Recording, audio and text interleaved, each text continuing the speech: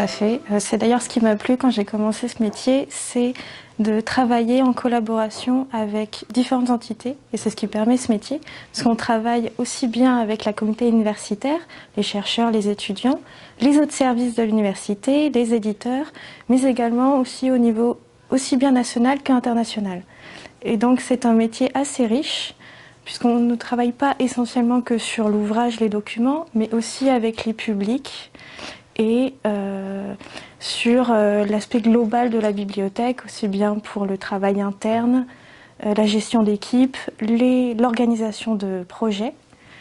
et ce qui fait que c'est un métier très riche finalement.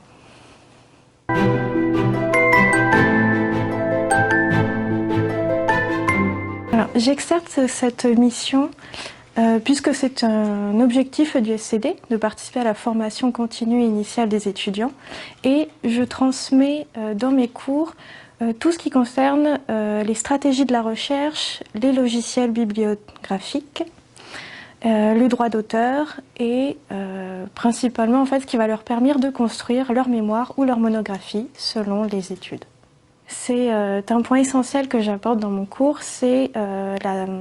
l'intégrité de la recherche. Et en fait, via ces stratégies et justement le respect du droit d'auteur, c'est ce qui leur permet de se construire en tant que chercheurs. Et c'est important qu'au niveau master, ils aient déjà ces codes et ces techniques pour ensuite pouvoir continuer dans cette voie.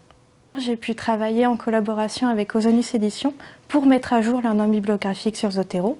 Et c'est ce que j'enseigne principalement à mes étudiants, c'est la création de bibliographie via ce logiciel. En plus, à partir de l'année prochaine, je vais pouvoir proposer ces formations à tous les enseignants de l'Université Bordeaux-Montaigne qui le demanderont, spécifiquement sur le logiciel bibliographique Zotero.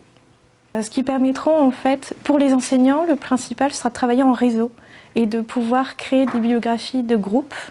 et pouvoir travailler sur les projets aussi bien nationaux qu'internationaux et avec toutes les universités qui utiliseront ce logiciel.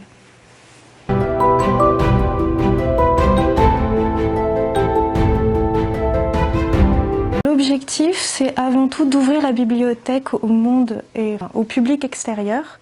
aspect de la bibliothèque, mais également d'inviter tous les publics, aussi bien de Pessac et de Bordeaux, à découvrir la bibliothèque. Donc, en tant qu'événement, j'ai pu organiser il y a 2 ans la nuit de la lecture, qui était sur le thème de la peur, et j'ai notamment voulu créer une médiation autour des textes antiques et médiévaux, avec l'aide d'une compagnie de théâtre, les Taupes Secrètes, qui est dirigée par Philippe Rousseau, et qui a permis des lectures théâtralisées de ces textes, tout au sein de la bibliothèque, accompagnées d'une musique d'ambiance.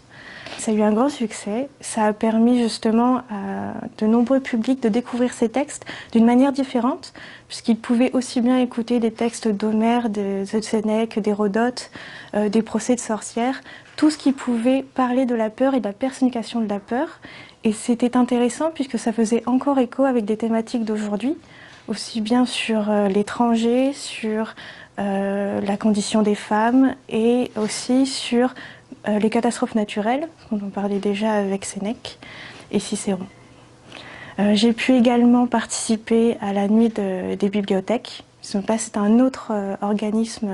qui se déroule plutôt fin octobre, où j'ai fait intervenir un groupe de musique qui s'appelle In Vivo, qui faisait des poèmes en chansons. Et ça a permis en fait de, pareil, faire de la médiation autour de la littérature cette fois, mais d'un point de vue plus artistique.